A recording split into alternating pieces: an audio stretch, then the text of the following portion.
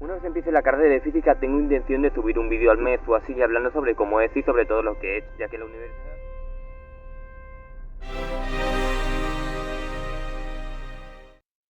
Buenas.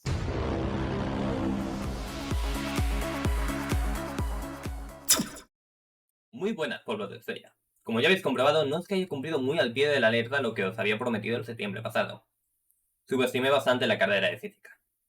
Pero lo que sí que quería hacer era un vídeo recopilando mi experiencia en primero, para que así si alguien está a punto de entrar en la uni y piense en cursar el grado de física, o cualquier otro grado, puesto que también hablaré de aspectos generales de la vida en la uni, sepa a lo que se enfrenta, y para que en un futuro, cuando haya terminado el grado, pueda verme este vídeo y decir: "Ja, mira ese ingenuo, no sabe lo que le espera".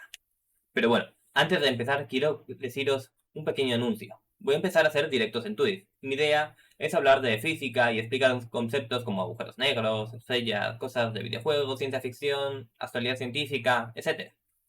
Pero claro, si empiezo haciendo esto no me va a ver ni el dato porque no me conoce a nadie. Así que lo que voy a hacer es aprovechar que me estoy sacando el carnet práctico de conducir y que me compré un volante con pedales y marchas para jugar al Eurotrack Simulator 2 y al Forza Horizon 5. Este domingo empiezo y os avisaré por Twitter e Instagram, pero por ahora, dentro vídeo.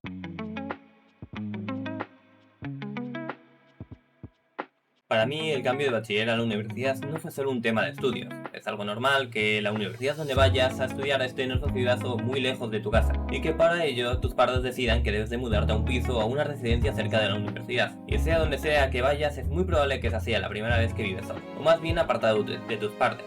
Ese fue el primer reto al que yo me tuve que enfrentar. En mi caso fue lo de menos, me adapté muy rápido ya que tenía muchas ganas de empezar de cero en los dos sitios. Quizás incluso demasiado rápido, porque a la semana de haberme mudado, llegó una chica a la casa que también iba a empezar la uni, psicología en su caso, y al poco nos enamoramos y por el momento va todo genial, incluso nos vamos a ir de vacaciones dentro de poco. Así que se puede decir que mi cambio de bachiller a la universidad fue muy notable. Pasé de vivir con mis padres y no haber tenido pareja nunca, a de golpe estar viviendo con mi novia. Muy buenas chicos, aquí el Womba Gate. Parece ser que al Womba del pasado se le ha olvidado mencionar unos puntos muy importantes para poder comprender mejor mi experiencia en primero. Yo estoy estudiando en la Universidad Europea de París, una universidad privada. ¿Qué quiere decir esto? Pues que tiene un sistema de estudios diferente al público. Principalmente se diferencia en dos puntos. La calificación de la nota consta de un 50% del trabajo en clase, cosas como trabajos grupales, actividades, lo que va demandando el profesor, y el otro 50% es el examen, el cual, pues si hay un parcial, se divide 20% el parcial, 30% al final, así de normal, pero independientemente de lo que cuente el examen final, debes de tenerlo aprobado para poder pasar. Por lo que tengo entendido, en la pública el examen final es el 100% de la nota. La otra diferencia principal son las horas de clase, y en consecuencia, el tiempo libre, del que ya os hablaré más adelante.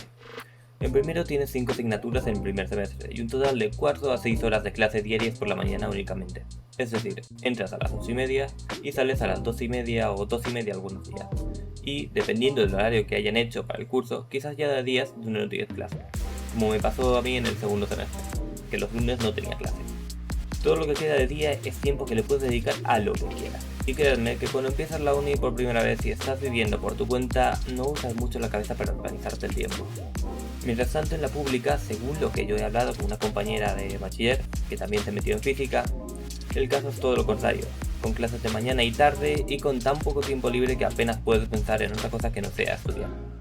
Pero desconozco si esto es la norma de las universidades públicas, por lo que siento no poder dar una información fiable en ese sentido.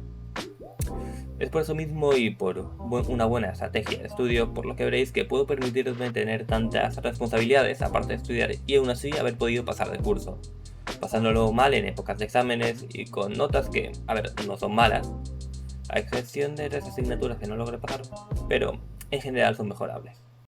Y, aclaro, metiendo la pata hasta el fondo un montón de veces. Más adelante os voy a ir explicando cosas que no podéis hacer en la universidad y que de normal digo en segunda o tercera persona, pero realmente podría decirlo de primera. Digamos que me he hecho el ardún de primero de aprender a base de errores.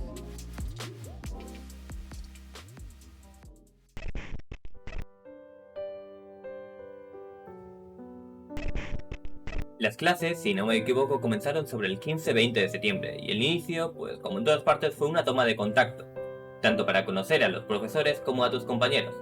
Eso fue así la primera clase de cada asignatura, las cuales fueron unas 5 por semestre.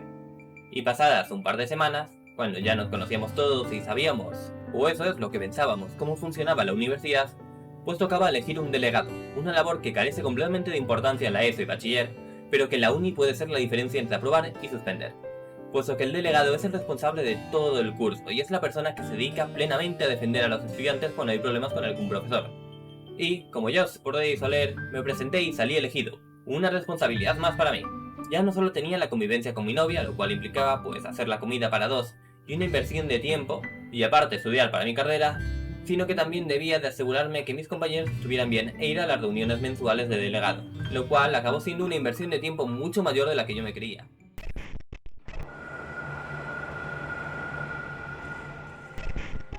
En el primer semestre cursé 5 asignaturas. Fundamentos de Física de 1, que es un remix de la física de bachiller sumado a unos pocos conceptos nuevos. Química, lo mismo de bachiller. Computación científica 1, que es programación con Python. Análisis matemático 1, que son las bases matemáticas que aprendes en bachiller, hasta que deja de serlo y de un día para otro te pide calcular el volumen de un toroide.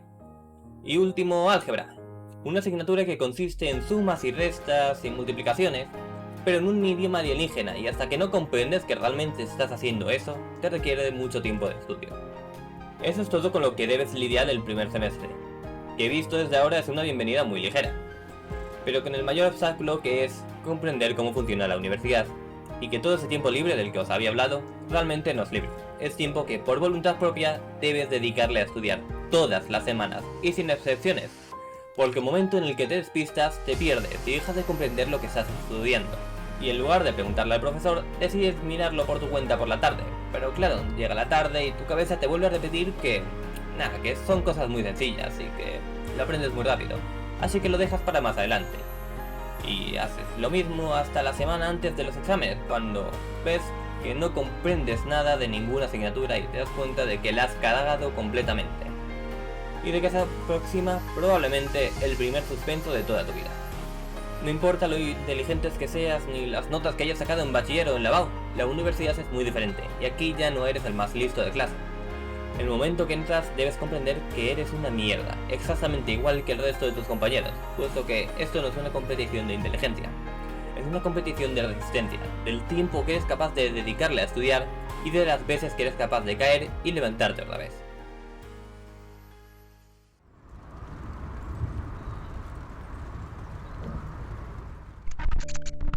Ya se han acabado los exámenes de enero, y el estrés de la semana de exámenes te ha reducido unos 10 años de vida y tan solo has suspendido 3 o 4 asignaturas.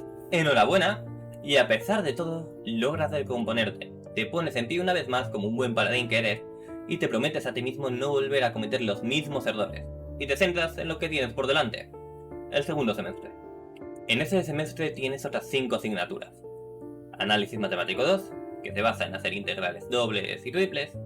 Computación científica 2, uso de librerías y en general hacer gráficas e interpolaciones. Variable compleja, operaciones con números complejos. Técnicas experimentales, que es pasar 4 horas en un laboratorio tomando medidas y luego elaborar informes sobre tus resultados. Y la joya de la corona, fundamentos de física 2, que consiste en coger la física de bachiller de campos electromagnéticos, tirarla a la basura y empezar a estudiar física de verdad. Como te habías prometido, empiezas a tomarte en serio la carrera y a estudiar todos los días hasta que llegan los parciales. Y es en ese momento en el que estás a punto de comprender la segunda lección de la universidad, o para ser exactos de la carrera de física. No importa lo mucho que hayas estudiado, aún así puedes suspender. Esto se debe a que la curva de conocimiento de la carrera de física está muy empinada, es casi logarítmica. Para siquiera poder aprobar quizás debes dedicarle 20 o 30 horas a una sola asignatura. Principalmente os ocurrirá con variable compleja y fundamentos de física 2. Hay otras que no requieren tanto. Pero es lo que os decía, unas 20-30 horas para poder siquiera llegar a un 5. Y la key de la cuestión es que para pasar de un 5 a un 8 o a un 9, quizás son solo un par de horas. La dificultad de la carrera consiste en que debes comprender muy bien lo que hace. Ya se acabaron los tipos de problemas que se resolvían mecánicamente en bachiller. Ahora solo hay un montón de ecuaciones y leyes interconectadas y un problema que no has visto en tu vida y que debes descubrir por tu cuenta cómo se resuelve. No dicen que es una de las carreras más difíciles por nada. Aun habiéndola cagada por segunda vez, no te deprimes y te mantienes con la cabeza bien alto, y te centras en los finales. Y aquí pueden pasar dos cosas. O has aprendido de tus errores y logras aprobar 3 o 4 asignaturas, o no, y la vuelves a cagar. En mi caso, en el segundo semestre aprobé 3 asignaturas, y decidí no presentarme a 2. Así podía centrarme en esas y luego en julio, que es cuando son las recuperaciones aquí en la europea, en la pública creo que es en septiembre, pues recuperaba las 6 asignaturas que me faltaban, 4 del primero, puesto que tuve un error de cálculos en el sentido de planificación y suspendí química, y 2 del segundo. Aquí quiero añadir que mi objetivo principal este curso era aprobar 4 asignaturas, puesto que me habían dado una beca muy generosa y si no aprobaba al menos 4 tenía que devolverlo, y eso era algo que ni yo ni mis padres nos podíamos permitir. Por lo que, habiendo aprobado 4, yo estaba contento. Me pude centrar en las 6 que me quedaban, y antes que nada hice un pequeño ejercicio mental para calcular las probabilidades que tenía de aprobar. Y llegué a la conclusión de que iba a aprobar casi seguro 4 asignaturas y que iba a dejar 2. Aún así la volví a cagar, subestimé mis habilidades con química. Y aprobé 3 y dejé 3. Es decir, que de 10 asignaturas aprobé 7 y tengo 3 para repetir el próximo año. Os haría más hincapié en cómo son las recuperaciones, pero no hay mucho misterio, debes estudiar lo mismo que hiciste en el segundo semestre, y el examen que tienes, pues, es de la misma dificultad que el final.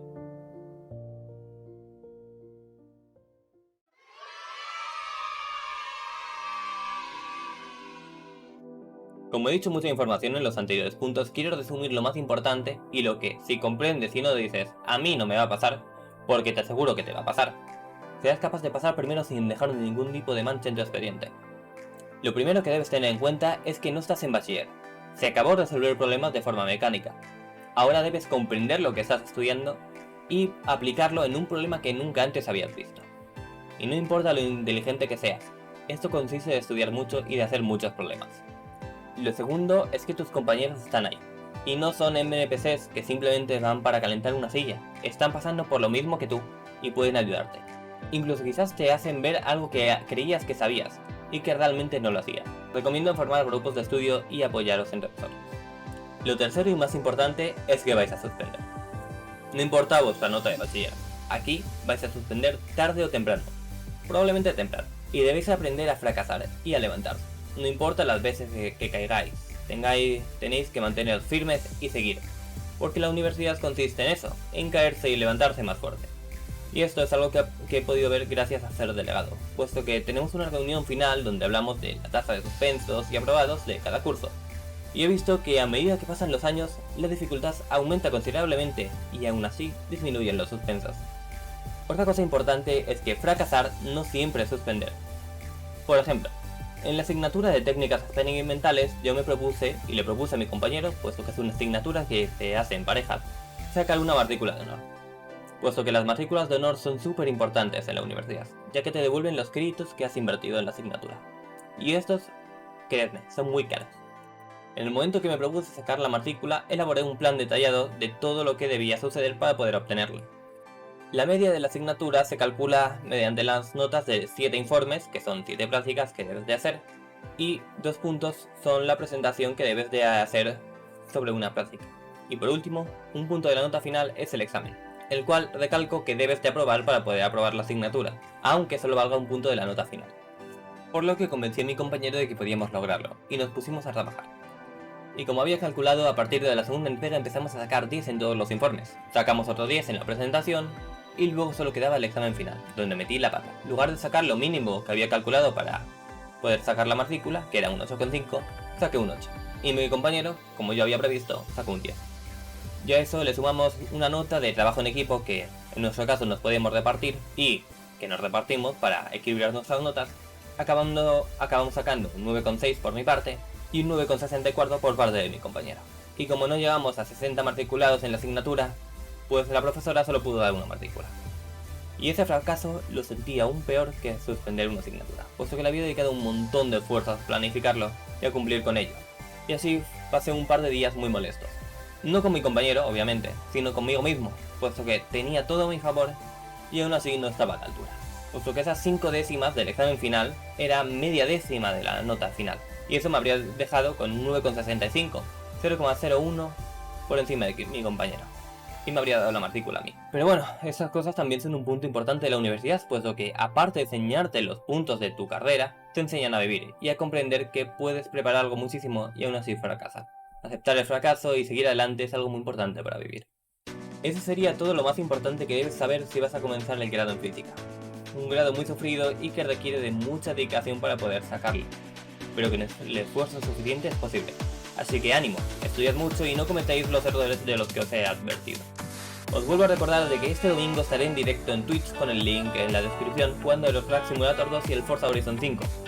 Avisaré por Twitter e Instagram y si queréis os podéis pasar y preguntarme lo que sea, ya sea sobre física, de la universidad en general o de lo que os apetezca.